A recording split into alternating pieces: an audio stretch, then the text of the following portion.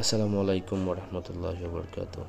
সম্মানিত ভিউয়ার্স, আজকের ভিডিও ক্লিপটি মূলত টেকনাফ নিয়ে।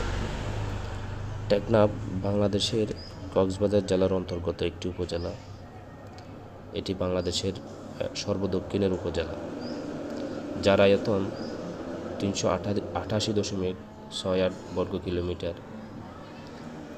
টেকনাফ উপজেলা প্রশাসনিক এলাকা 1930 সালে থানা গঠিত হয় এবং পরবর্তীতে 1983 সালে থানা থেকে উপজেলায় রূপান্তর করা হয়। টেকনাফ উপজেলার একটি পৌরসভা এবং 6টি ইউনিয়ন রয়েছে।